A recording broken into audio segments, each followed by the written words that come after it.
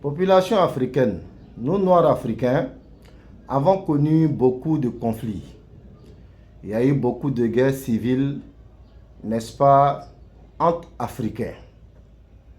Et certains des nôtres, et souvent même nos élites, continuent d'entretenir au sein des populations africaines l'esprit de vengeance, l'esprit de revanche.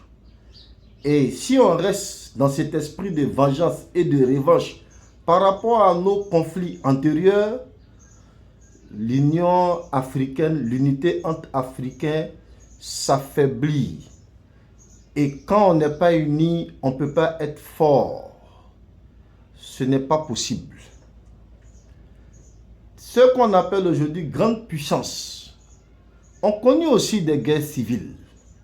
Il y a eu la guerre civile aux États-Unis, il y a eu la guerre civile en Chine, il y a eu la guerre civile, n'est-ce pas, même en Europe. Mais finalement, à un moment de leur histoire, ces peuples-là ont compris que s'ils continuaient dans la guerre civile entre les mêmes peuples, ils allaient s'affaiblir, ils allaient être au bas de l'échelle. C'est pourquoi ils ont décidé pour leur avenir commun de sursoir, de taire, n'est-ce pas, tous les conflits, d'éviter la revanche, de se mettre ensemble pour pouvoir construire une société, une économie durable, pour pouvoir avoir un peuple fort. Mes chers frères africains, pour devenir fort, ce n'est pas de la magie. Ça ne sera pas par un miracle. Il suffit seulement de se mettre ensemble. Surtout nous, Africains, avons beaucoup de potentialités que tout ce qu'on appelle aujourd'hui grande puissance. Notre territoire est plus grand, notre population est plus jeune, nos richesses naturelles sont plus énormes. Il va falloir seulement aux Africains de se mettre ensemble pour être forts. Tant que on est organisé en pays, chaque pays négocie avec les puissances fortes, mais vous ne pouvez pas négocier d'égal à égal. Quand je prends un pays africain, un exemple banal, le Kenya seul, ou bien la Côte d'Ivoire seule, doit négocier face aux États-Unis, mais vous ne pouvez pas négocier d'égal à égal. Un pays ne peut pas négocier avec la Chine qui a presque 27 États. Ce n'est pas évident. Donc il faut que les 54 pays africains soient ensemble parce que tu négocies d'égal à égal parce que l'autre est fort et toi aussi tu es fort.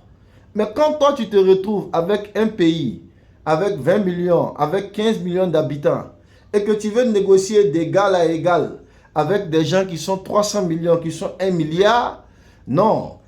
La négociation d'égal à égal, c'est juste une phrase. Sinon, dans les faits, ce n'est pas possible.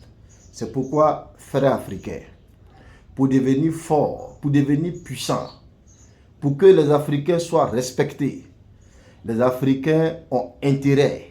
Les Africains sont dans l'obligation, n'est-ce pas, de se mettre ensemble, de parler d'une seule voix, de négocier leur marché d'une seule voix et, n'est-ce pas, de penser aussi à faire de telle sorte que les richesses africaines puissent profiter à tous les Africains. C'est pourquoi nous, AFNA, Association des frères noirs africains, réfléchissons toujours pour trouver des solutions, pour trouver des propositions pacifiques à ce que les Africains soient ensemble. Et pour nous, l'étape du passeport unique pour tous les Africains est une étape fondamentale. Quand les Africains auront le même passeport, les populations vont se regarder en frères, les dirigeants vont obéir, n'est-ce pas, aux volontés des populations. Et ça sera une Afrique unie, une Afrique forte.